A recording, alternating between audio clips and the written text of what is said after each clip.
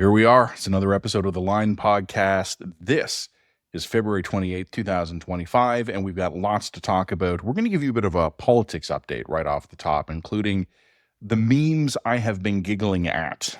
Good crossover rush content. We're going to tell you all about that in just a couple of moments. We're going to give you an update from the provinces, political developments in Alberta that I'm going to ask Jen about, but also Ontario apparently had an election that I barely even noticed. We'll talk about that as well. And then finally, we're going to get into some controversy from the king all the way to the great one.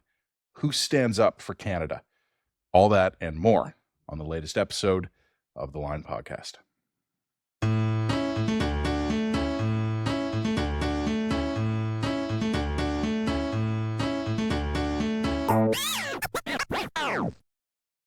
This episode of the Line Podcast has been brought to you by Unsmoke Canada, which is dedicated to helping Canadians who are looking to quit smoking understand the full range of options available.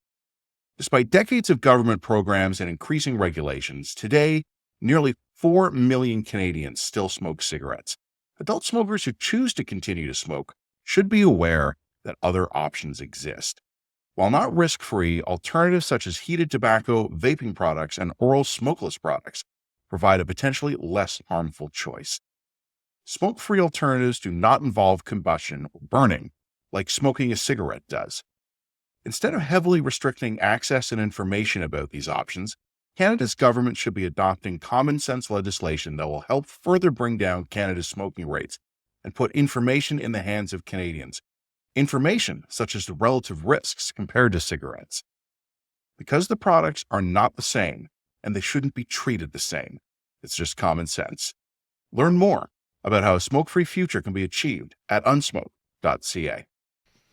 Went to Ottawa this week, popped in and out very briefly. I had time for a couple of meetings and one personal item as well, and came back, and I was thinking about you, Jen. Oh, first of all, you were always thinking about me. Yeah. Come on now.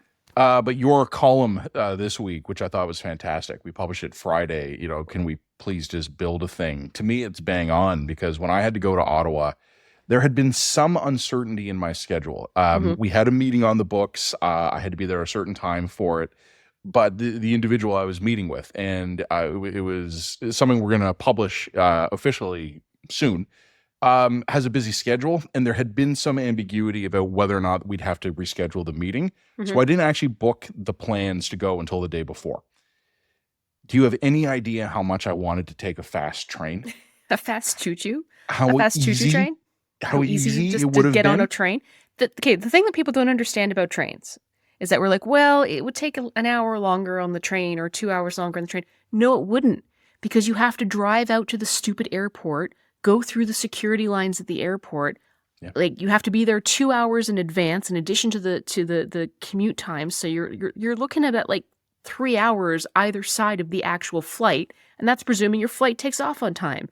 I will take a 3-hour train ride over a 1-hour flight 9,000 times out of 9,000. Like, There's no reason, because then you just get on the train, you get on, you have a comfortable seat.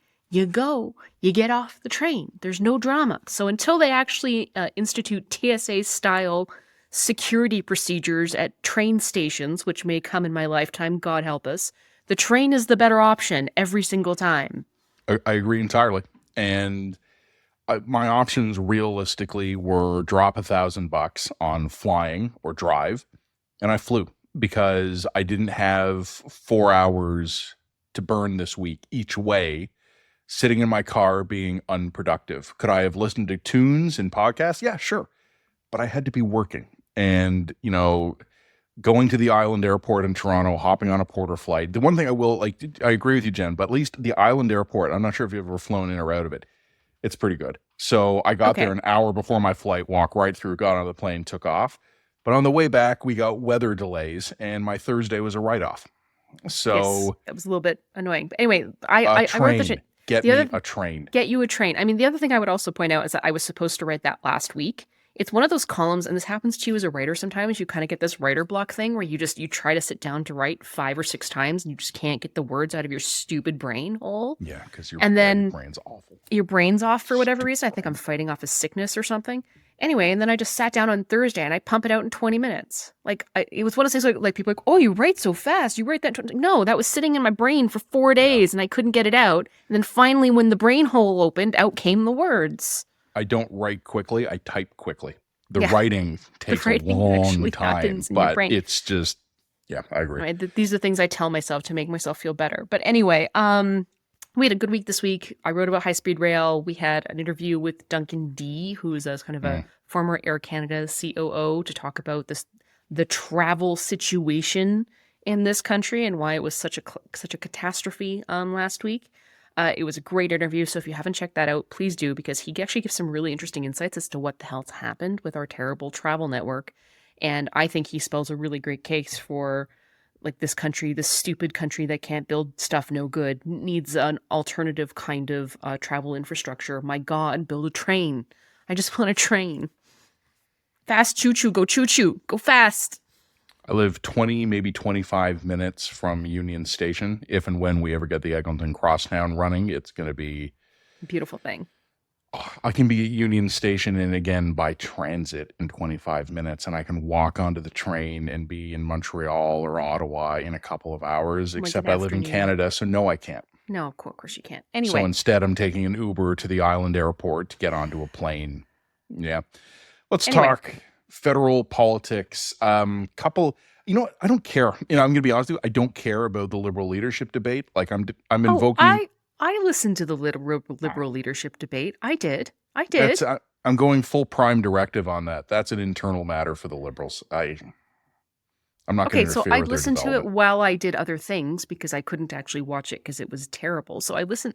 I got the verbal cues, if not all the visual cues. Look, do you want my overall top take on this, the debate? Sure. All of these people give me I'm a serious person vibes. That's going to work to the Liberals' benefit.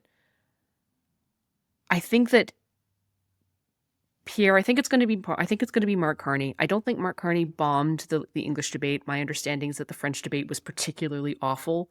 It will be very interesting to me to see whether or not Canada and Quebec in particular is willing to overlook terrible French, given the enormity of the moment. I'm just once again struck by Mark Carney. I think this guy would be a fantastic, fantastic finance minister. I think that he'd be a very, very able, economic advisor. I think that in a normal peacetime scenario, he'd be a wonderful caretaker prime minister who could probably be relied upon to fix some of the structural problems in the economy.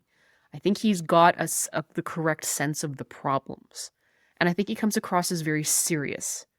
And I think that a lot of Canadians, given what's happening in the United States right now, and the existential threats that we may be facing, economic or real, are going to look at this guy and say, serious technocratic daddy voice, that gives me calm feelings I like. Okay? The problem is that... That's my half of the Line podcast. Exactly.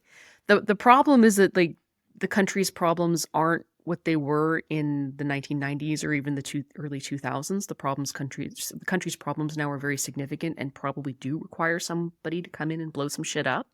Mm-hmm. And the problems that Canada face are now kind of existential and ephemeral. Not ephemeral. They have to do with big picture questions about what the country is and where we want to be and what our broader term objectives are. And so far, all Mark Carney's really bringing to the table is, well, we're going to be the best G7 economy, the best economy in the G7 somehow. He still talks like a banker.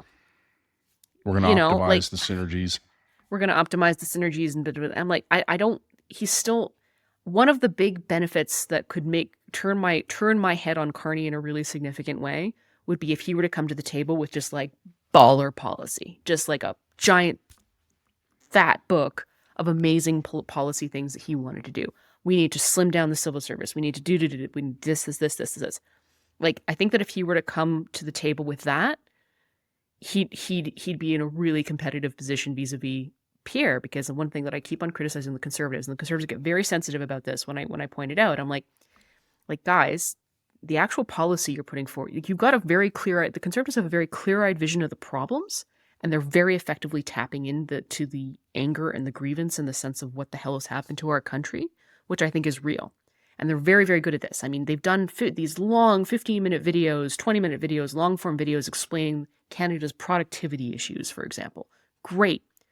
But when you roll through those videos, what are your actual solutions? It's all 3-word slogans, right? We're going to build the houses. We're going to blah, blah, blah. And I think there's some areas, where the Conservatives do have some strong policy. I think they've come up with some actual interesting, innovative solutions on housing, for example. So innovative, in fact, that the Liberals have stolen some of it. Like, I've got a pretty clear idea of what the Conservatives want to do on crime issues. I'm pretty confident that a Conservative government would be willing to use the notwithstanding clause to overrule some of the Supreme Court's rulings on, like, life in prison, for example. Like, I'm pretty confident that a Conservative government is going to change some course on some harm reduction policies and instead direct more energy-focused time, attention to recovery modes of drug policy, for example. So, like, I got some sense of what they want to do from there. But then, like, well, what exactly do you want to do with the budget? It's thin. It's still really thin in terms of what they're offering. I'm really nervous about the Conservatives coming to the table.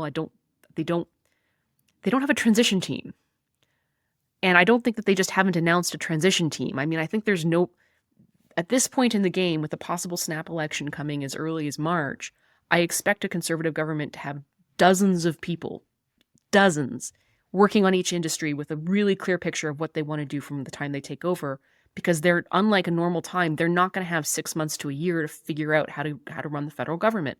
They're going to come into power probably at a moment of extreme crisis, and they don't have the luxury of a learning curve. And I think that I need them to recognize that and start putting real credible people in place right now to try and manage that transition with a very clear overhead strategic idea of what they want to do in office in those first 6 months to a year. They need to be further ahead of the curve than any previous government has been in terms of managing this transition if they're going to take over. And I'm not seeing a recognition of that from them. Now, that being said, what's happening behind closed doors and what's happening publicly? I mean, I'm not behind closed doors on the Conservative side. I don't know. So it's possible that they do have dozens of people, like, gunning through going department by department, coming up with a plan, coming up with a strategy. But I don't think they do. I really don't.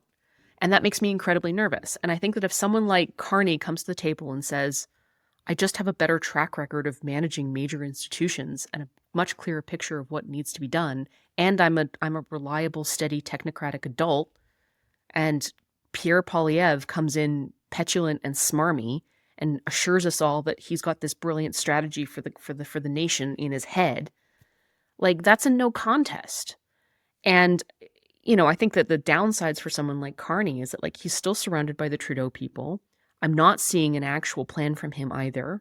I don't think he's got a really strong vision for the country. And I think there's a very good chance that he's going to underestimate Pierre, and the two of them are going to go into a debate, and Pierre is going to take him apart point by point.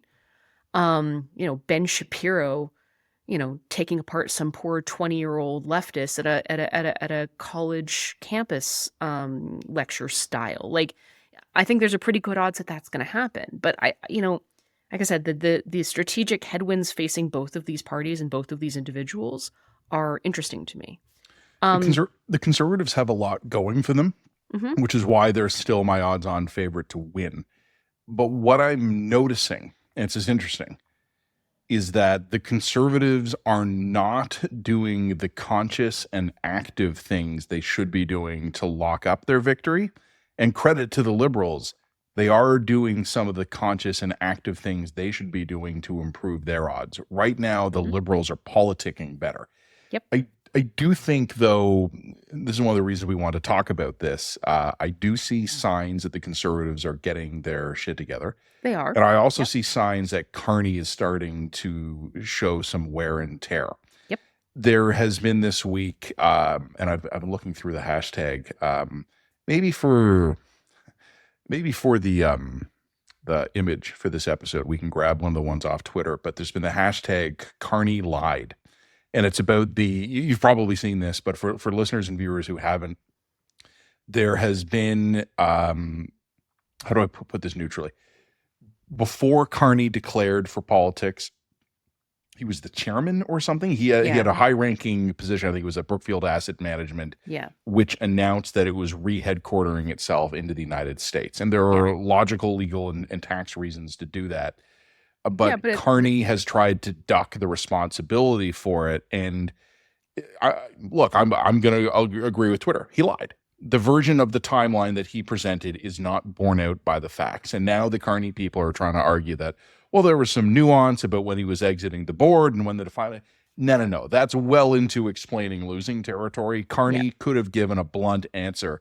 And I also think in terms of, to your point about him being the technocrat, he should lean into that. He should go, yes, I moved that company out of Canada in the United States because Canada is not a competitive place, and I'm going to fix that. That's right.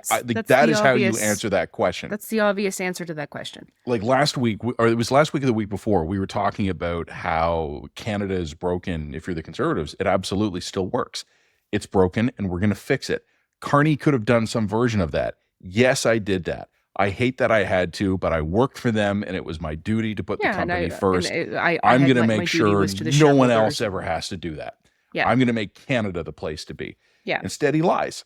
And now we're going to see how much anyone cares. Because right now, this is a Twitter controversy, but it's given the Conservatives some ammunition. I think that one is started to go over. I mean, fundamentally, the biggest weakness that Carney has, and I think right now you have the Conservatives are field testing different types of messaging that works with hitting Carney.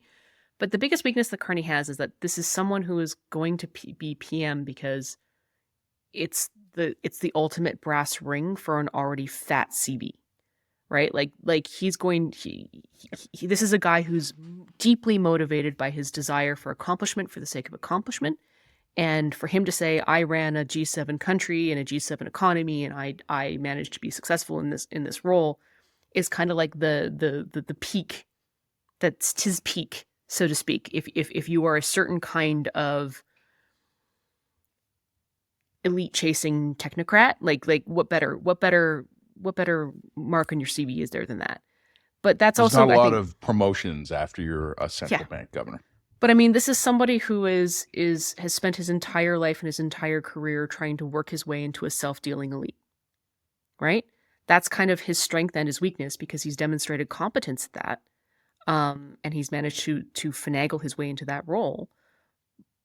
But and like I said, in another time, in another place, that would be uncontroversially lauded and praised. The problem is that this might not be the moment for that guy. And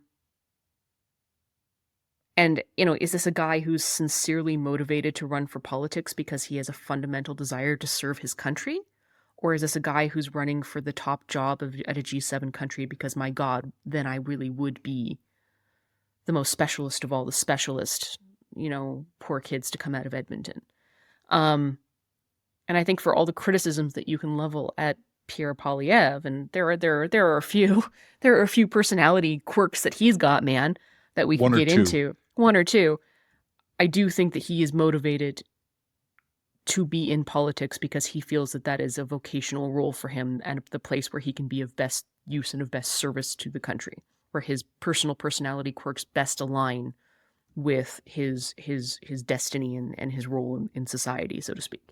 I actually think that's one of the meanest things you could say about someone, which is funny because you were trying to say it politely, but actually, like, if someone ever said that about me, I would want to go wander the desert for 40 days. No, it's not meant in an impolite way at all. And in fact, I think that it's actually, I mean it in a very positive way. Like, I know. I'm saying I would take it as an insult. If someone ever said to me, Matt's personally fit for politics, like, I would just sell all my possessions. No, we're personally fit to be like despised hacks and podcast hosts. I mean, this is where you have to understand yourself well enough to know your where you are most likely to shine and where your personality flaws and deficits would put you at a potentially fatal disadvantage. You and I are not going to run for politics, not because we're not political animals or politically minded or don't have good ideas, but because we just understand that our temperaments and our personalities are not in alignment with that vocation. It's just not who we are, man. Our temperaments and personalities are in a perfect alignment to do this thing that we're doing right now. This is what we were put on earth to do, God help us. It's to talk Canadian politics on YouTube. I mean, I don't know if that's more of an insult than anything I could level And at any Pierre other Poilievre. podcasting platform of your choice. Yeah, exactly. Like, is that worse than Pierre's personal vocation to be like prime minister? Like, like I said, I think the Canadians are fundamentally in our heart, our dark shadow selves is that we're not Democrats, we're technocrats. Mhm. We want to put the hard decisions onto the experts who know better than us so that we could just go about living our lives. And Mark Carney appeals to that at a very deep and emotional level. A lot of Canadians are going to be looking for the reliable, steady, daddy voice technocrat to come in and just fix this for us. And I think the problem here is, and also, this week I also had this really interesting insight, the difference between the right and the left. I don't know if this is just this country or other countries, but like the fundamental issue with the right is that they believe that there's an all-powerful technocratic elite who are pulling strings to solve the world's problems or bend the world to their will, and the left fundamentally only wishes there were. I sort of think that's the two different sides in a nutshell. For me, it's my shoveling story, right? It's like the right gets out, like when they see the sidewalk in front of the crossing walk for the school and the children's rehab hospital is blocked. I got out my shovel and I shoveled it. My neighbor called the city. Yeah. Both of us felt the urge as civic-minded citizens to do something, but we did it differently. Well, and there's a point at which your approach reaches its limitations, right? I couldn't do it for the whole city. You can't shovel the whole city, and you can't actually expect the whole. There's a reason why the city hires plows and shovels and all these sorts of things, and hires equipment. There's a reason why occasionally guys like me go out and fix what they haven't done. That's right. That's how need, society works. That's how the balance is achieved, right? You know what I mean? Anyway, I'm kind of rambling now. I'm sorry for rambling, but no, look, far from it.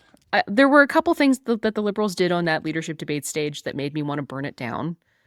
They were talking about how, America is an existential threat. Correct. They got it. They understand. I think they have an understanding of the problems. And yet, later on in the debate, they were asked to defend supply management. They're like, yes, I will defend the supply managed. How are we going to respond to this existential threat? By doing everything we're doing even harder. Well, how are we going to respond to this existential threat that fundamentally changes the way we need to approach our relationship with our neighbors and our fellow trade partners? By tripling down on supply managed dairy. Working harder. Tripling down on too expensive eggs and cheese for Canadian consumers. Also, we had a great column this week from Rob Breckenridge explaining that like one of our agricultural sectors is supply managed and controlled with the system, and the other like if you sell the milk, you're supply managed. If you sell the cow's meat, you're not. So what doubling down on supply management fundamentally does is it protects the smaller, less economically competitive sector, agricultural sector, at the expense of the much larger one that has to compete in the free market and would be substantively hurt by tariffs.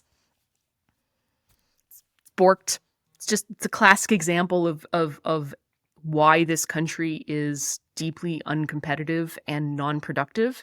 And yet you have like the Liberal leadership guys getting on the stage saying, we need to radically increase our productivity and be the best, economy in the G7. But nope, we're definitely going to keep that 1970s style supply managed dairy and milk product system. We're going to cling to that, even though it keeps us out of like world trade and alienates every single other non-American trade partner running. And also at the expense of higher food prices for ordinary Canadian consumers. That's the thing to triple. Like, is this an existential crisis or isn't it? If it's an existential crisis, then let's start acting like it. I don't know what to say. To me, there are really easy litmus tests of political sincerity, which is not taking another shot at Mark Carney, but we might come to that later. John Robson, National Post columnist, old colleague of you and I both, had this great construct he had, where he basically said the only question he would ever have for any aspiring conservative politician is, what is one thing government is doing today that if you win, you will stop doing? And almost none of them ever want to answer that question, because instead of thinking, what is the proper scope of a federal government or provincial government, municipal government, whatever the proper scope of this order of government is in our society, and I should rationalize it if it has gotten larger than it should. Instead, it becomes, which stakeholder group am I going to alienate by answering this question honestly? Yeah. And I'm talking about conservatives here, but I think the Liberals are kind of in the same problem, because something I've been talking a lot about lately with different friends and colleagues as we're all trying to wrap our mind around the state of the world we're in. I want to make a comment, Jen. It's a statement of the obvious. Most of the times, the systems we live in, the institutions, the civilizations, the governments, they are rarely formed deliberately. They take on the forms they do through a process of organic growth, but it's not random organic growth. The organic growth is in line with the incentive structure that exists. That's how we end up with massive bureaucracies. It is easier for the bureaucracies to grow than it is for them to shrink. Mm-hmm. And I think talking about the technocratic bent into Canadian identity, which I agree with you, I think 100% that's the thing. But I would say, looking at I didn't watch much of the Liberal leadership debate. I didn't have the stomach for it. Well, I'm gonna talk about the other thing that made me want to light the stage on fire next. Okay, but we'll get that in a moment. Yeah. The government as it exists now exists in the form it does, not necessarily because the Liberals wanted it that way, but because that is the natural product of how they view and interact with the world. And there was this great press conference earlier in the week, because Toronto recently had an actual nasty snowstorm, one of the worst ones we've had in years. And Mayor Olivia Chow gave some press conference where she's like, I am not happy with the state of snow cleaning up in the city. And I was listening on the radio, and I laughed, and I'm thinking to myself, man, and when she finds the person responsible, right?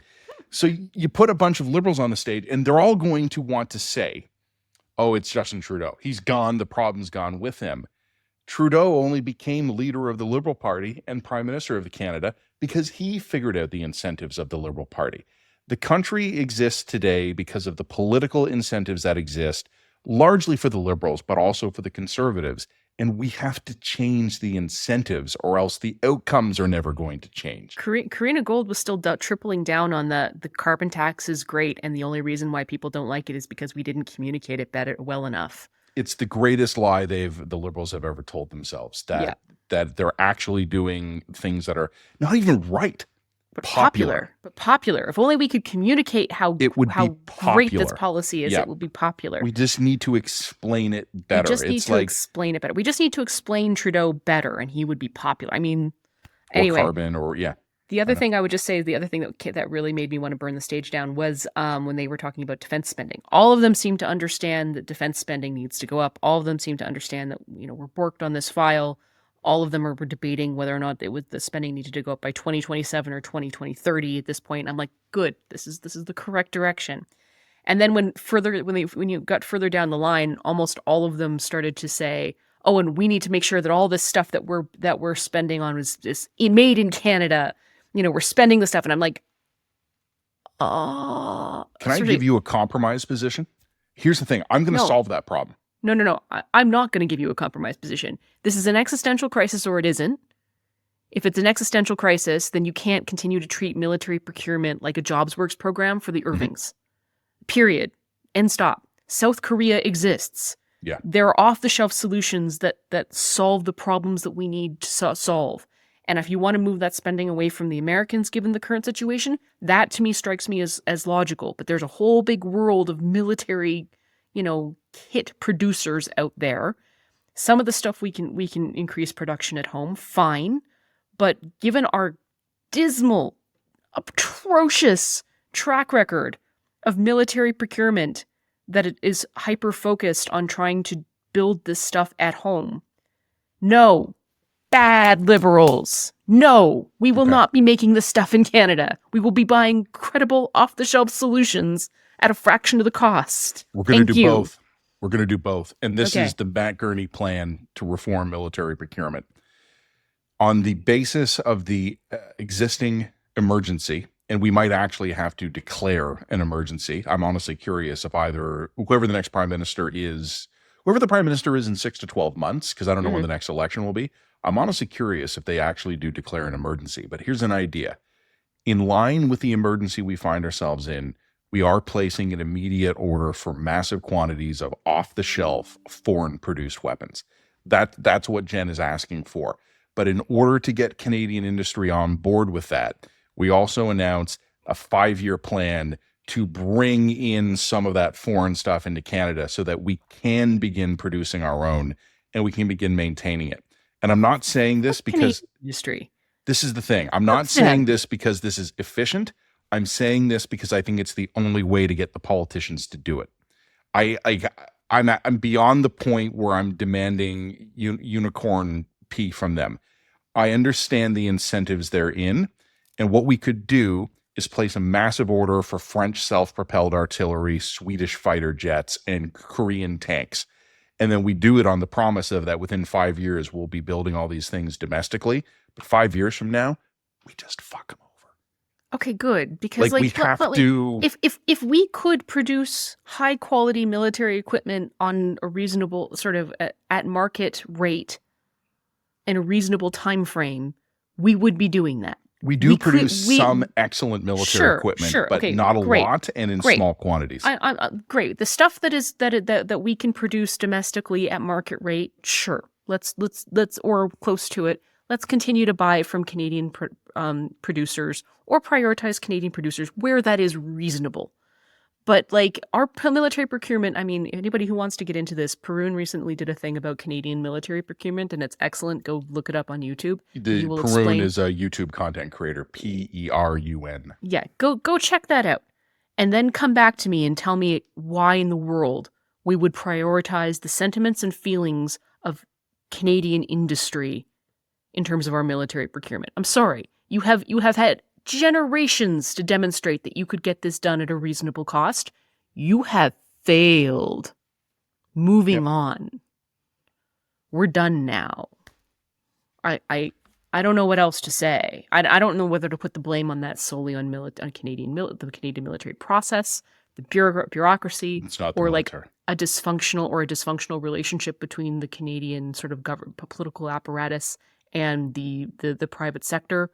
But I don't give a shit. Buy the shit off the shelves. No, I can explain this to you in a couple of sentences. Okay, go for it. The military does have its own bureaucratic internal problems that need to be fixed, particularly around recruiting and retention. Like they have their own bureaucratic bloat they have to fix. But the problem on the national scale for Canada is that you'll have you have a need for the Canadian Armed Forces. It's artillery, it's uniforms, it's tanks, it's ships, whatever. And what happens is the cost is added up. Like this is what it's going to cost $10 billion to go buy this. And then immediately the politicians start going, oh, I don't want to spend $10 billion and just give it to a foreign firm. It's like, if we're going to sign this, we're going to get in trouble. So what we have to do is figure out some way to have some industrial spin-offs here in Canada. And then that either means giving it to a Canadian company that doesn't know how to do it, so it ends up taking 20 extra years and costing $30 billion, or it becomes some weird that's half as good. Or it becomes a weird hybrid thing where it's an American defense contractor making it, but they have to have industrial spin-offs in Canada, so they pad the price. So we still get the equipment relatively on schedule, but it becomes more expensive. In the interim, like right now, we need more of everything.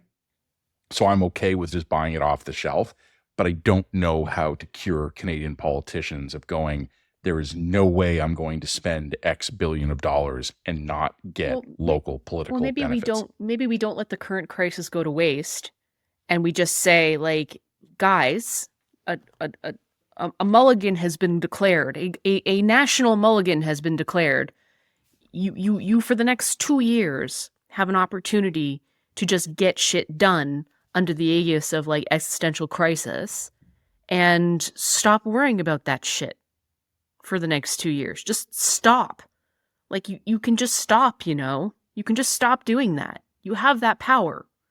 And if somebody says, why are you spending $10 billion on South Korean whatever and not, on the Irving's plant? Fuck you. Because we need it. Fuck you. Yep. I agree. This is like, why can't Carney give the obvious answer? I moved the office because I had a duty to shareholders, and it made more sense, economic sense, to do that. That's part of what I'm saying when I say that Canada has a productivity problem that we need to address. Should the line open a munitions production like vertical? Well, we would make more money, wouldn't we? Probably. Let's the line branded munitions. There we go. Anybody who wants to go in on this, Line class air defense destroyers. check us out at Hang on, don't do it yet. Don't do it yet. Okay. I got one more thing. One more thing. Yep. First of all, Gurney class frigates, Gerson class submarines. We're all over this. We'll make it happen for you. I know a guy. For 5 times the price and 10 times the deadline. All we need to do is claim that we're an indigenous-owned company because our great-great-great-grandmother was one part Blackfoot. Yeah, and then we'll call the other Randy. And then we'll call the other Randy to get us in on this, share. and then we'll get on the Government of Canada's preferred vendors list. Mm-hmm. Bing, bang, boom, Bob's your uncle. We make bullets now. Thank you very much for supporting the line. The line solves problems. Before we move on from federal politics, though, I just want to mention one quick update, which is the polling environment is now completely confusing. Because I have 4 polling companies that I consider my go-tos. 3 of them are showing a significant Liberal recovery, and 1 of them isn't. Okay, whatever. All I can say is, look, the more confusing the polling environment, the higher the probability of a snap election in March, which is great for us at the line, not only for our nascent bullet and munitions making factory, but also for our journalistic ambitions. So you can do it now. On that note, go check us out at www.readtheline.ca. And if you actually do want to go in on us with some kind of dodgy government defense contract, you know how to reach us. Like and subscribe, and check us out at theline.ca. Readtheline.ca. Readtheline.ca. Readtheline.ca. For hundreds of communities across Canada, forestry is a lifeline, supporting 200,000 workers, $87 billion in annual revenues, and $37 billion in exports, $29 billion to the United States. But it's more than just a driver of our economy. It's key to addressing some of our biggest challenges. We need an action plan for our forest sector and its employees. One that will help build the homes we need with Canadian wood, reduce the risk of wildfires, and create more family-supporting jobs right here at home. To learn more about what forestry can do for Canada, visit forestryforthefuture.ca. Well, as promised, we're going to give you guys some provincial updates now, and aren't they ever cheerful? Let's actually start, though, with one that's reasonably cheerful. So we've been talking about this quite a bit in recent weeks, the Ice Bucket Challenge for National Survival. Nova Scotia did introduce legislation this week, and you and I talked about this on the podcast last week. We're not declaring victory and flying to Halifax to throw a party until it's passed into law. And I know there is going to be some resistance to this. There's going to be opposition resistance and maybe labor resistance to this. But when the Nova Scotia government is able to ram it through, we're going to Halifax, we're throwing a party, we're giving the Premier a plaque. We stand by our word on that one. You're doing that. And just so you know, because Matt takes care of certain sides of the business, I take care of the event sides of the business. We have already found, we are in the early planning stages of this event already. I am really, really hoping to get there before the end of lobster season. Although maybe people from Nova Scotia, you could let me know. I understand lobster season ends at the end of May. Is there lobster after lobster season? Is it any good? Can you is it worth what if we come in June? Is that a problem? Hit us in the comments. Hit us in the comments. I actually do want to know, Matt, maybe you can bring this up with the Premier himself. I'll shoot him a text. Yeah. Shoot him a text. Ask him whether or not lobster will still be available. I want this bill passed before lobster season ends. I'm just saying, if I'm going all the way out to Halifax, I want my seafood.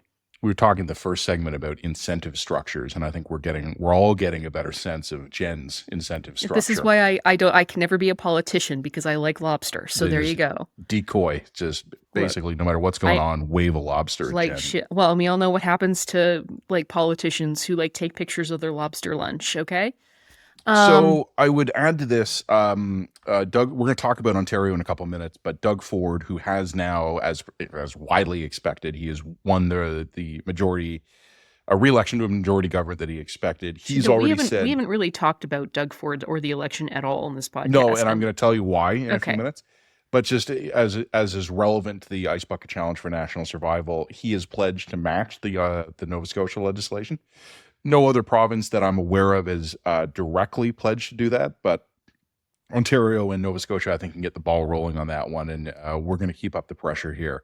I have still been asking people to send in examples of new initiatives that they've seen within the that 30-day reprieve, because this is the last podcast we're going to do if the 30 days expires on schedule. Trump might extend that, but when we talk next, we will know if that's over or if we got another reprieve.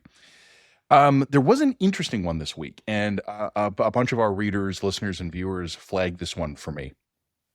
It's Saskatchewan's announcement. And you probably saw this, Jen, where Saskatchewan had said that it will consider any pipeline going east, west, or south to be pre-approved. Okay. And Danielle Smith has said... But also, just so that we're clear, like, pipelines remain a federal prerogative. So and Danielle Smith in Alberta has said that they were on that. Like they were looking to figure out a way to match that. And I like the spirit of it, right? Like I want to keep the spirit going. One of the reasons I propose... that it's kind of bullshit. Like let me tell you what the issue I have here, and it's different than yours actually. One of the purposes of the Ice Bucket Challenge for National Survival is not necessarily what we produce. It's just to start getting the governments moving, right? Like once the boulder is moving, it's easier to keep it moving. Okay. And so I am maximally supportive to every announcement that we get about this stuff. But when I hear Alberta and Saskatchewan saying that all pipeline permit applications will be pre-approved, I'm thinking to myself, unless they're talking about like the just the minute, because there's sometimes like weird little. No. But there's sometimes weird little like you need to get a building permit to do this parcel of land, and you need to get this from the local municipality, or like it's weird. There might maybe I'm being preemptive and calling it bullshit. I'm sorry if I'm being preemptive. But like I know sometimes when you have like the overall pipeline needs to be approved federally, and this is federal jurisdiction. But because this is Canada and fucking Canada is Canada, it is totally possible that I think actually it is. I think it is the case that like you still need to go get like the local municipal environmental building. Well, no, the big environmental reviews should be done federally, but like the local municipality will need to issue a permit for like a chain link fence in order to get the like. There's a whole bunch of finicky little nonsense that needs to happen on the ground. So it's very possible that what they're actually approving here is, just bulldozers over all of that. So I have two objections, and I'm not trying to shoot the idea down because I like the spirit. I like the garumba, like let's do it. But two problems I have, and one of them is just a political observation. Assuming, as Premier Smith has said, that the Alberta government matches this, oh good, we've solved the problem of Albertan and Saskatchewan's intransigence to new pipelines. Yeah. Like, okay, so not really the problem we have here.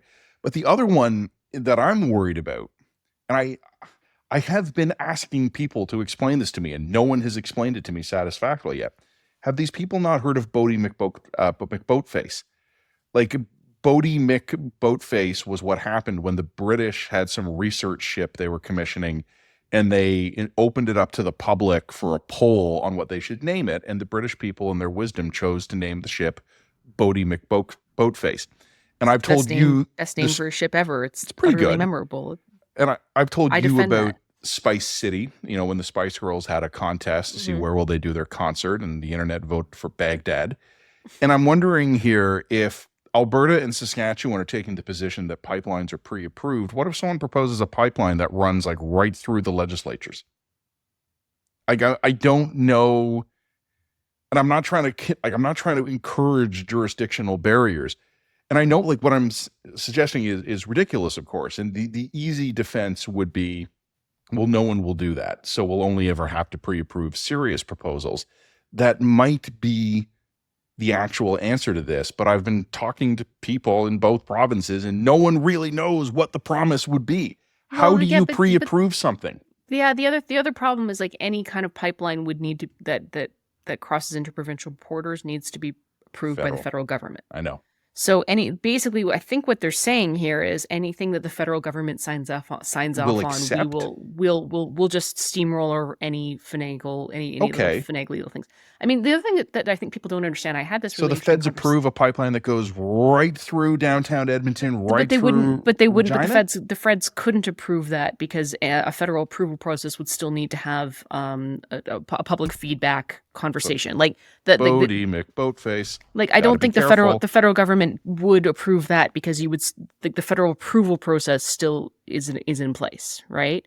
And let's also be blunt, the federal approval process has essentially become the non-approval process. So that also needs to be reformed. So the federal approval process is already really stringent. So I just don't think that that's necessarily possible. I mean, what I think may be happening here is I had this really great conversation with somebody who will be working with the line a little bit more closely in the future, and we were talking about like trucking regulations.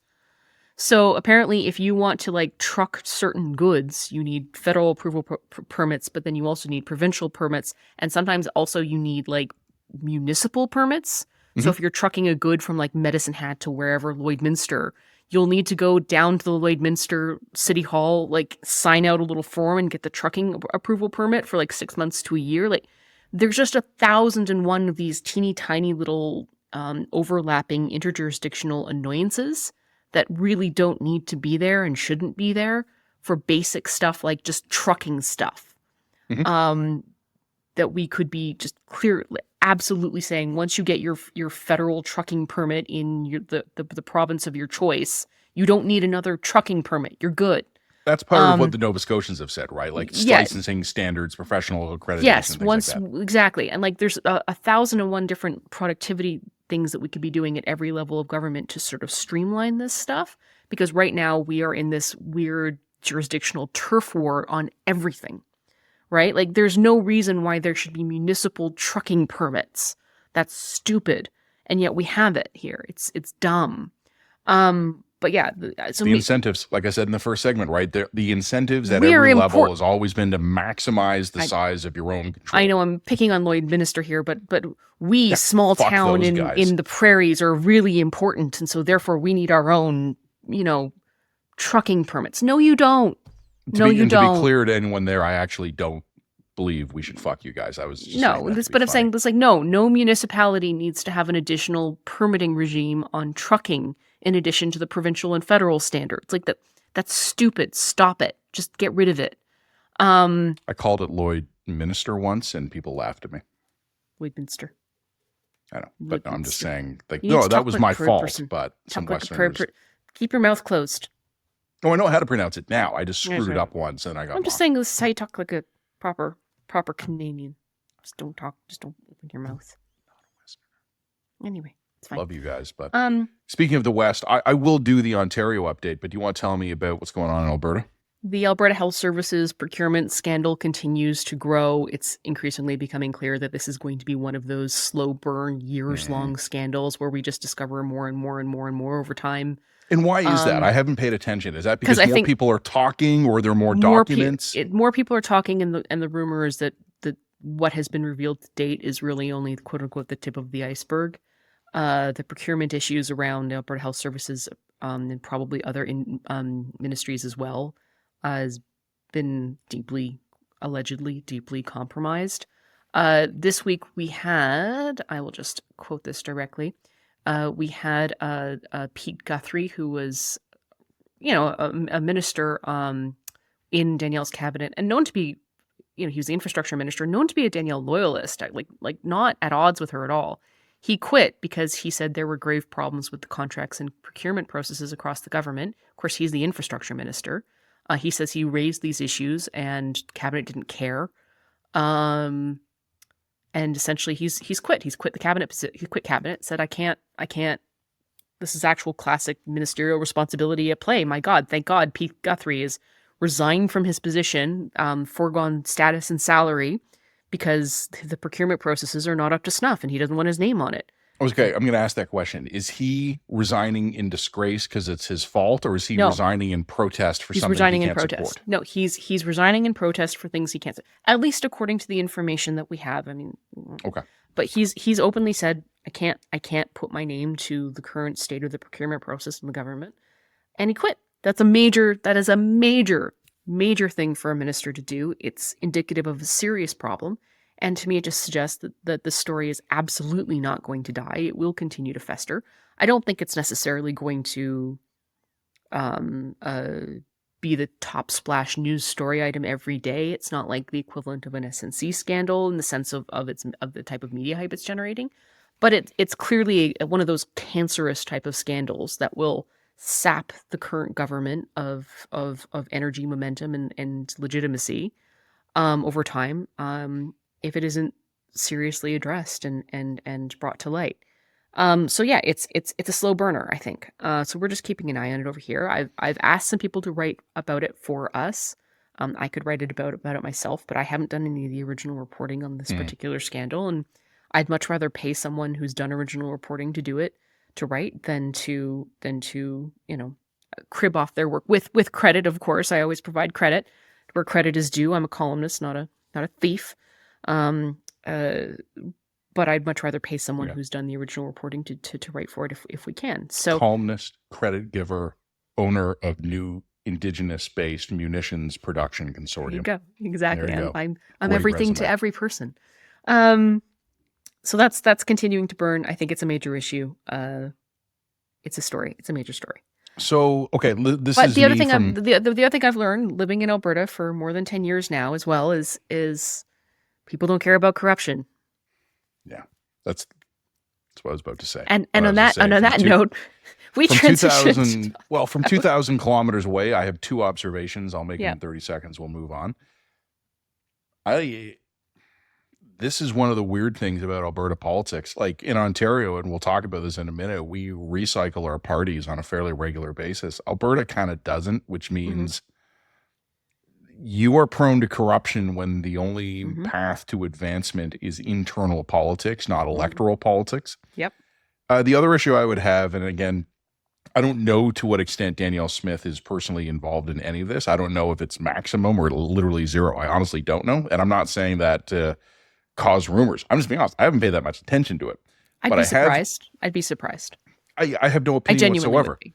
But what I would say is that I have seen leaders responding to these issues before, and I have been surprised that she has not put a bunch of people against the wall and fired them yet. Yeah. Because that's how you guarantee your own political survival. Yes. So the main sort of actor here is her former chief of staff. He was let go before this scandal broke. Just my personal opinion, I would genuinely be shocked if we were to find that Danielle Smith were personally signing off on any of these deals or personally benefiting by any of these deals herself. I would be genuinely shocked. For whatever flaws you want to throw at Danielle Smith, personal greed, perfidy, I just don't think that's among her personality flaws. No, I think that's fair. I mean, that would surprise me as well. It would surprise me. Is it impossible? No, it would surprise me. But ultimately, whether or not she personally has benefited or not, she's still the boss. Yeah. And ultimately, the people she hires, she's responsible for. The people she fires, she's responsible for. So, it lands on her whether or not she's on the take. It's still her responsibility. And it's not a controversial point to make. It has also surprised me that she hasn't done the firing squad. More people have not been fired. That surprises me. Yeah, and it surprises me too, if only because I don't know anything of I've not been following the specifics of the details of the scandal, but I do know how politicians respond to these kinds of scandals. This is not a fart in the wind. This is getting bigger every week, not smaller. Yeah. And there has to be at some point, or there should be at some point, if you're Danielle Smith, at some point, you've got to go, this isn't getting better. This isn't going away. It's time for me to stop incremental responses, and it's time for me to go nuclear and leapfrog whatever the next 5 developments are going to be. And if I have to fire 30 people to do it, I'm going to do it. Yeah, and the other thing, too, is so far Smith's response has been to imply that the scandal, not say it, but imply heavily that the scandal is the cause being caused by Alberta Health Services or staff who are reluctant to privatize certain aspects of their services. I don't think that line is going to fly for 30 goddamn seconds. There's too much. There's just way too much smoke here. I think that that line sets her up for a bigger hit later. And also, one of the things that I think is really disappointing in all of this is I think she genuinely has, she's long argued for the privatization of certain services within a universal healthcare system. And what that looks like is it's not that you're paying more for the services, but delivery of certain services is then contracted out from the universal system to the private system. So Alberta for many years has had cataract surgeries, for example. If you need cataract surgery, that's still paid for by the public system, but a private clinic will deliver that. And that public gets funding, private delivery. Private delivery. And to be honest with you, I think that in many cases, that's been a successful model for many certain kinds of specific surgeries here in the province. But there's nothing that undermines an attempt to reform a struggling public system than corruption. If you can't, and that's what this is fundamentally about, if you can't demonstrate that you can maintain the public trust in your attempts to contract out certain services to private organizations, the health and safety concerns of that aside, if you can't demonstrate that that's being done in an upfront, open, and transparent manner without somebody taking kickbacks, allegedly, then your entire reform agenda is going to get consumed by that. And that's why I think the scandal is probably best understood as like a slow-moving tumor, because all of the ideological stuff that Smith wants to bring into office and all the reforms she wants to bring in will be categorically and fatally undermined if she can't manage her people. You want to talk Ontario? Let's talk Ontario. I haven't been paying very much attention. Three majorities in a row is a pretty historic pretty historic move for it's a Doug big deal. Ford. That's a big deal. Can I start with a personal confession? Go for it. And I'm going to be honest with you. Jen, you and I haven't talked about this. Jen's hearing this in real time along with the viewers and the listeners here. And I don't feel good about this. And this is not me putting on a little dramatic effect for the podcast. Sometimes it's good to confess things you feel bad about to tens of thousands of people in a recorded format. I didn't vote. I didn't even show up. This is the first time in my life since I came of age. There have been elections where I have gone and I've spoiled my ballot. That's happened. But I've never not shown up before until yesterday. And I had the time. I had the voter ID card. And I had my my ID on hand. The polling station was a 2-minute walk away. I had no excuse. I've always taken the franchise seriously and democracy seriously. I couldn't get up and vote for this bullshit election. And it would have felt like I was endorsing this stupidity if I had gotten my ass off the couch and walked the 2 minutes to the polling station. So I want to remind the listeners that Doug did not need to call this election. He had a full year and a bit to go in his mandate. He called the election because the opposition parties were in a weak place, and he saw an opportunity. And he said that Ontario needed a strong leader so that it could navigate the challenge of Donald Trump. And then the first thing that was leaked slightly before the vote was called was that Ontarians were each getting $200 rebate checks from the government. And my wife and I got our classic liberal move. Appreciate my wife that. and I got our checks a couple weeks ago, and as I had promised to do in a previous column, I immediately wasted them. I went to Best Buy and I bought a PlayStation 5. And that, combined with not even getting off my couch, is how I signal my utter contempt for this entire process.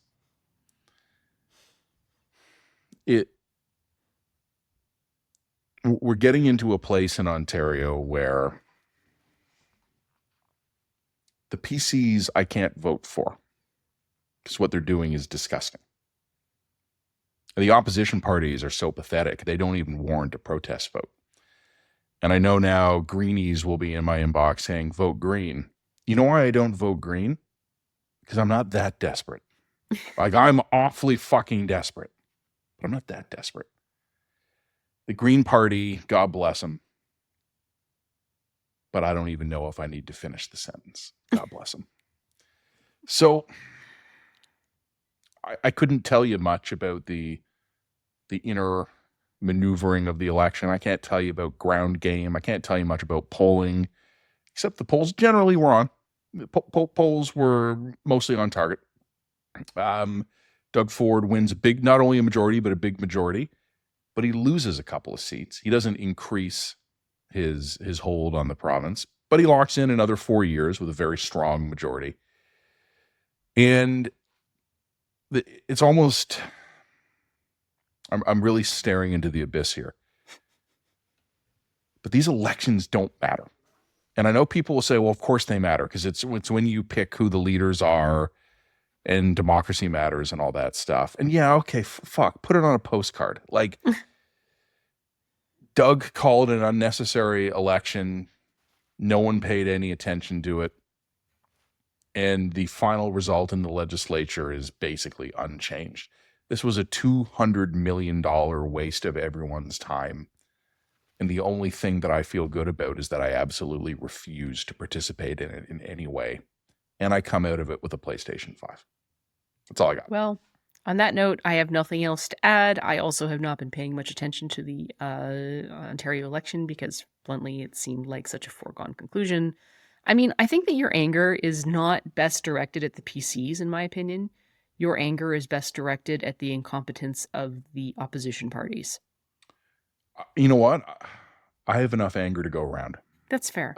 It is also your with the voters. duty. No, it's with the voters, but like you as the opposition party have a duty to operate as an alternative government in waiting. Like that is your job. It's to criticize the existing election and also to present a credible alternative. And it's not like Doug Ford and his PC government's been running such a great government that they should be invulnerable. He has at best been, dare I say it, fine. But like, know what I'm saying? Fine in a certain way. There have been significant problems. I don't think he's fixed with his government and alleged corruption within his government. Mm-hmm. Obviously, the Greenbelt scandal's continuing. I don't think that he's made any of the necessary radical reforms that Ontario needs to make to its sort of economy and government functioning and government spending to get any credit.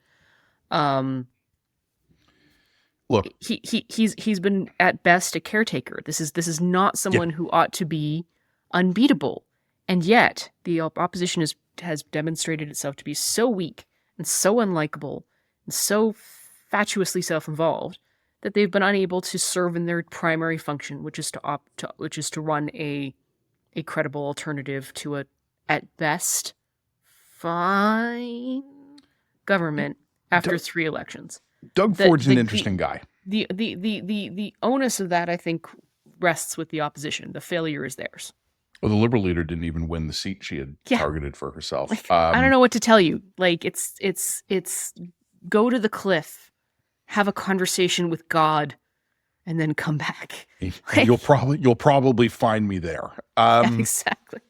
No, I mean, Doug Ford's an interesting guy because I was talking to one buddy of mine who is Ontario PC guy, and he's involved. And I'm not going to name names or anything because you can imagine, but I was checking in with some of my Ontario PC friends this morning going, how you feeling? And one of my buddies said to me, I wonder if Doug Ford is finally going to start spending some of the political capital he's earned. That's what it's for, right? Like, you've got 4 years of majority here. What are you going to do with them? And I said, no, that's a fundamental misread of the man. Doug Ford wins majority government so that Doug Ford can tell himself that Doug Ford has won a majority government. Like spending the political capital, making difficult decisions. This isn't what Doug does. We've talked about this before. This is why Doug crumples into imagine like a marshmallow in a microwave. That's what happens to Doug Ford in the face of even the slightest opposition. This is not a guy who holds office to do things. This is a guy who holds office because the media was mean to his brother. Okay, so can I this make is a personally motivated. Can I make a comparison here that might seem initially completely insane? That's what we're here for at the Line Podcast. Go for it. The motivation's not that different from Mark Carney, from what I can tell. In the sense that this is not. I'm not saying that Mark Carney is not running wildly different sort of CVs, wildly different personalities, wildly different temperaments. I acknowledge all this up front. Carney is not running for prime minister in order to get revenge for his brother. I get, okay, yes, conceding this point altogether. But neither of these men are going into politics because they have a strong vision for what they want to do when they get there. To the extent that Doug Ford has a strong vision of what to do when he gets there, it's to be the premier. Yes, that's right. And to go around doing the folksy, talking about Tim Hortons and cheesecake recipes and shaking hands. And he loves that. Different vibe, different whole school of thought. But to some extent, I feel like that's what Mark Carney wants. Mark Carney wants to be prime minister so he can be prime minister. Yeah. That's I've seen that. And look, we've seen that before. My old friend John Tory became mayor of Toronto because he wanted to be mayor of Toronto. He wanted to win public office and serve. He didn't. These are not men who fundamentally see public office as a sacrifice and a service in order to be of use or of service to a people, or because they want to achieve something meaningful while there. I mean, am I wrong about Carney? I could be. I don't know the guy personally, but I don't get the sense from Mark Carney that he wants to actually, that he's going to be prime minister in order to do a specific thing. I think he sees himself as being a competent individual who has the CV to do the correct thing at the correct time. He's too young to retire. And because also I want to be prime minister because I can be prime minister. Yeah. Because it's either that or go golfing, make more money, or try out politics. And that you can be a perfectly competent caretaker leader with that kind of mindset. I don't necessarily think that's a disqualifying mindset. But it's not so dissimilar from Doug Ford. This isn't a Doug Ford who wants to be premier because he wants to, go back to the Drummond report and get Ontario's fiscal house in order. Like this isn't a guy who's going to expend political capital. He's premier because he's premier. Because I can be premier. And as I said, I understand that they're very different men, but in some ways I see a weird concurrence there. There is, yeah. Is that crazy? I mean, is that crazy? Am I crazy? Yes, but not for that. Not for that. You have to ask very specific questions. Are you crazy? Yeah. Are you wrong about this? No.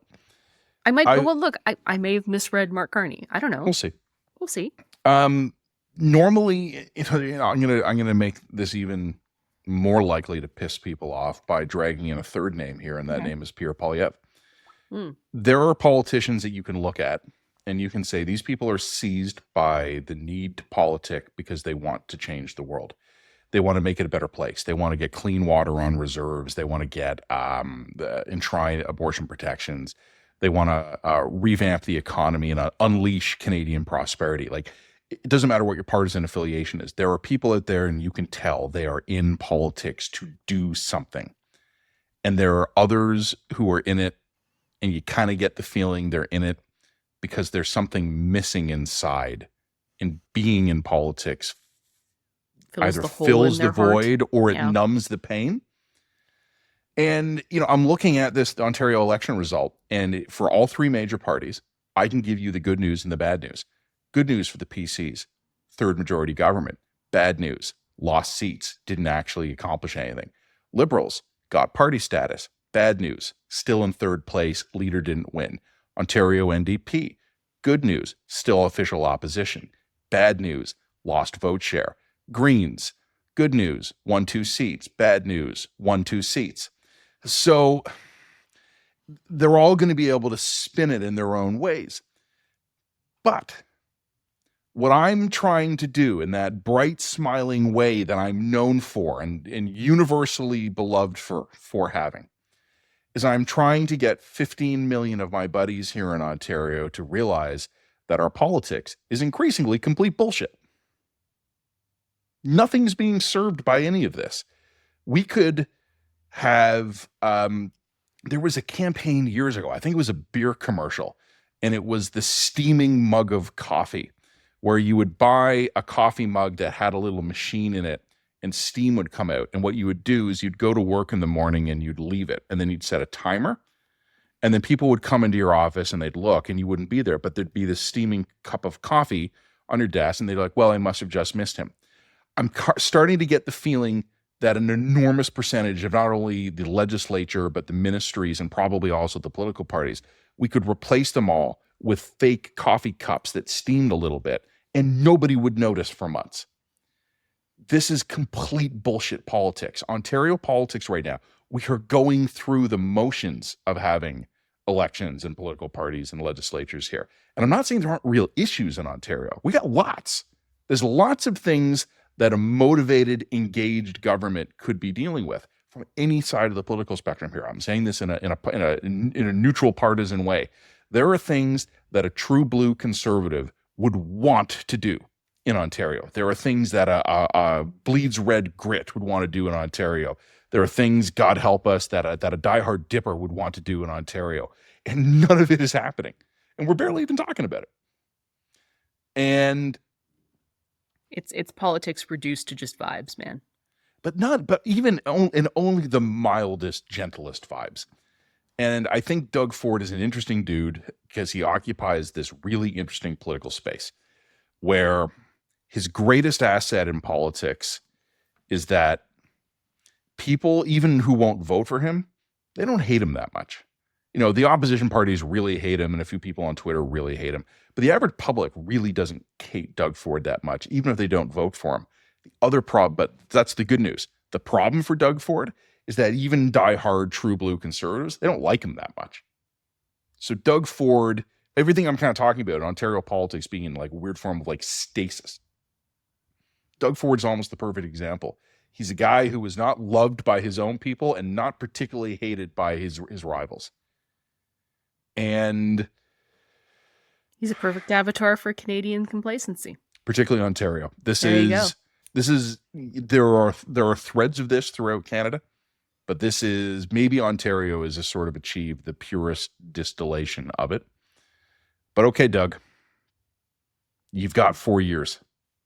You've got 80 seats in a legislature. You've cleared the bar of a majority by 17 seats, and that might actually change a bit depending on a couple of recounts, but it won't be up or down by more than a seat. So let's call it roughly an 80-seat majority. What the fuck are you going to do? We live in a time of existential threat to Canada. Economic, cultural, political, maybe military. You have, like Doug, no one wins 4 majorities in a row. This is it. You've got 4 years of having the most power you were ever going to have. What the fuck are you going to do? My bet is nothing, but we'll see. On that note, like and subscribe. Check us out, www.readtheline.ca. Okay, when we record our episodes, there's always the danger, Jen, that news outpaces us. And in the last couple of minutes, between second and third segments here, we took a quick break. We had a bathroom break. I got a drink. And I glanced at my phone, and apparently Ukrainian President Vladimir Zelensky and U.S. President Donald Trump are having a screaming match in the Oval Office, and the news media is recording it. I love that for us. That's great. That's fantastic. I cannot We will wait. write about it. Yeah, I cannot wait. Every day. There's just some fresh hell. Okay. I wanted to talk with our last segment, and it's a little more esoteric, but I want to talk about who speaks for Canada. Okay. There's been some really interesting stories this week. There has been a lot of people who are angry at Wayne Gretzky for apparently not being enough of a patriotic Canadian. And the president, in a very weird social media post, basically tweeted, Wayne and his wife, Janet, who's American born, I think, love Canada. They're proud Canadians, and they don't want Canada to be the 51st state. Okay. And I'm thinking to myself, Wayne must have called the president and said, Donald, buddy, you're killing me here. You got to back off this because you're getting me in shit. And Gretzky has been just having his patriotism shredded here. I don't think every Canadian, even those who know the president, owes the country a public statement. I just find it baffling. Wayne Gretzky has never not shown up when his country has asked for him. And at the recent championship game at the Four Nations tournament, people are like, why wasn't Gretzky wearing his Order of Canada pin? Why wasn't he wearing a Canadian jersey? Why is no one saying, hey, look, Wayne showed up in American territory at a U.S.-Canada game, and he repped Team Canada? And I'm not here to take bullets for Gretzky. I don't know the guy.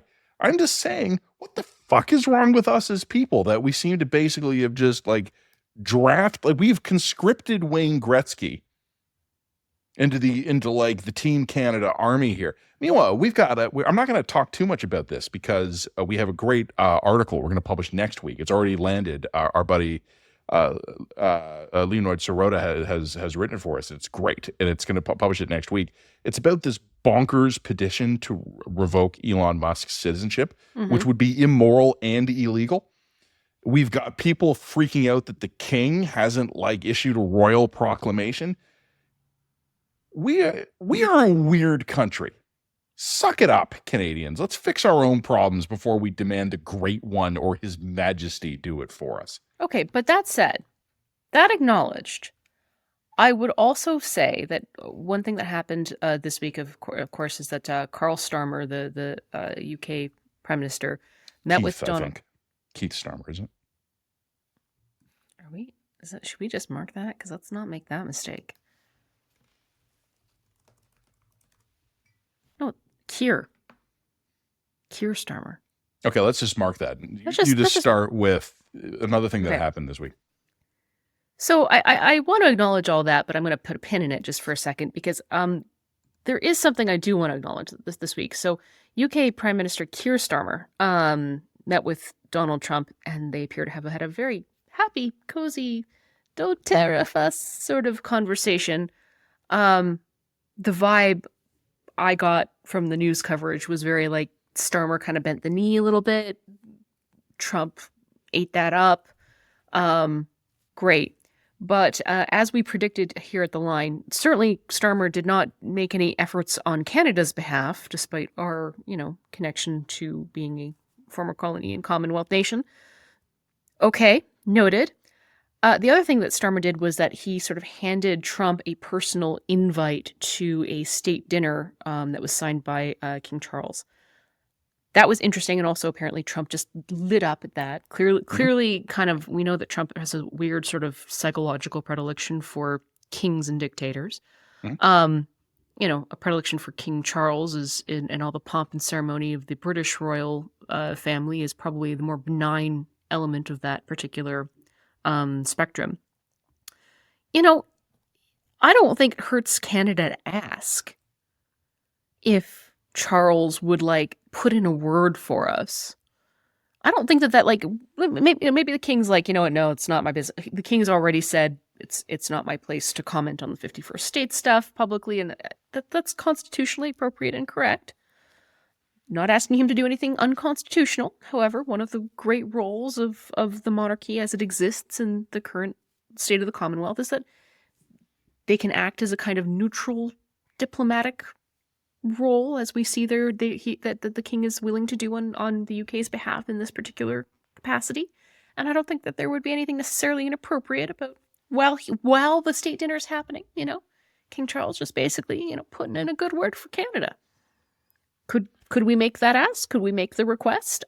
Clearly, Trump has a weird thing, as I said, with kings and dictators, so maybe that word would go over well. I don't think it's a totally inconceivable play.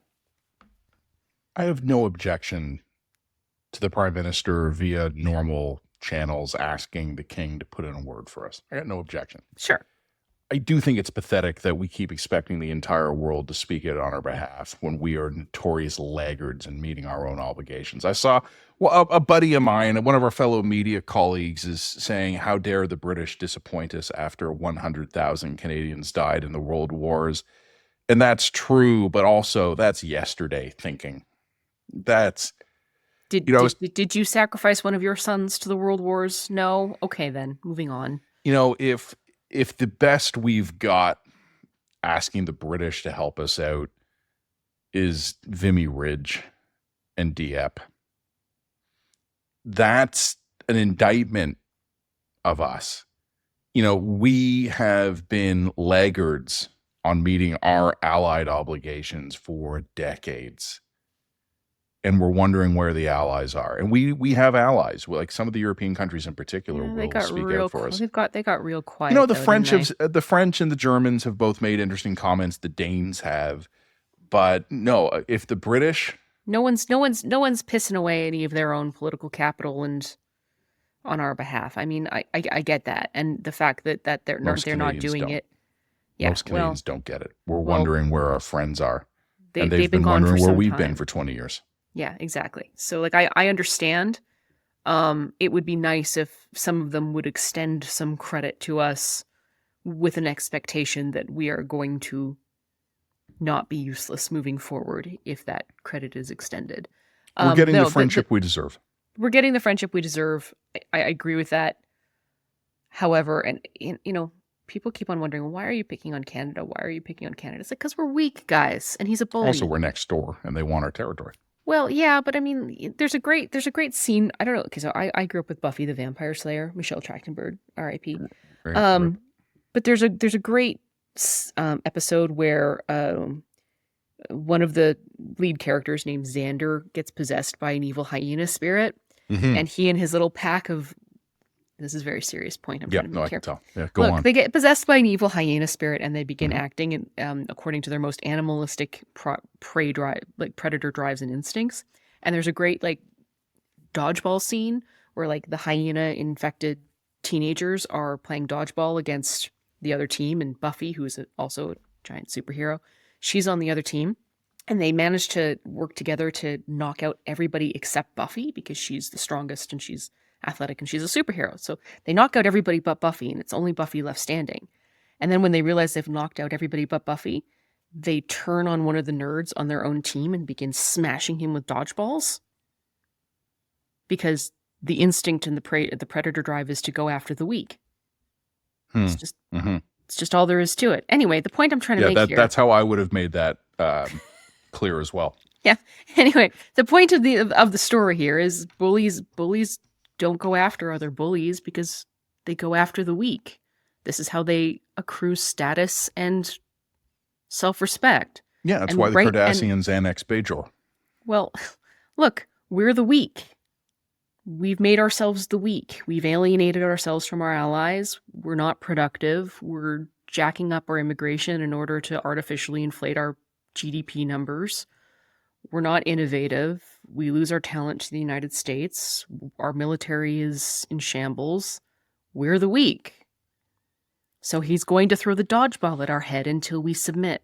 We're weak and we have something he wants. Like, he's not going out of his way to bully the Kiwis, but they don't have anything he needs right now. And if that changes, he will. But the Panamanians got it because he wants the canal. We're getting it because he wants the minerals in the Arctic, and the Greenlanders are getting it also because of the Arctic. There is an interesting wrinkle I just want to add to this. Let's say the government of Canada asks His Majesty King of Canada to say a word on his behalf. And let us say that the government of the United Kingdom advises His Majesty not to do that.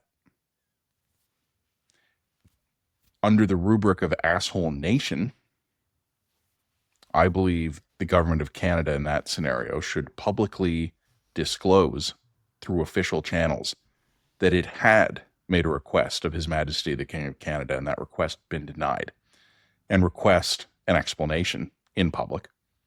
And barring that, asshole nation becomes a republic. And I am not in general in favor of this. I have written on the record before many times that I like the monarchy, not because I have any particular affection for it, but because I have a low opinion of our ability to find an equally good replacement. I think anything we'd replace it with, we'd end up with like President Julie Payette or some other version of that, right? I mean, we can't build trains, and I'm a little skeptical of our ability to become a republic. This is also a time in our history when we might want to be leaning into our British roots as a channel some of that 1770s spirit. But if the King of Canada is prevented by the government of the United Kingdom for doing us a solid, well, asshole nation is going to have to decide how asshole nation responds to that. Well, I've got a big belief. I'm a big fan of constitutional monarchy in principle. I can make some arguments about why I think that constitutional monarchy is a good system, and why, you know, if you're going to be a member of a constitutional monarchy, member of this one is probably the best you could be. But what is the value of a commonwealth? What is the value of being a member of a kind of global constitutional monarchy if in situations like this, where one of your members is being picked on by a bully, you can't ask for the minimum level of diplomatic support. What is the value? What is the value of these things if we don't kind of stick up for one another? At least not militarily. I'm just talking just on a minimum level of diplomatic support. You know what? The line has been gaining some traction lately in putting ideas out there that government officials run with. Sure. Here's my latest.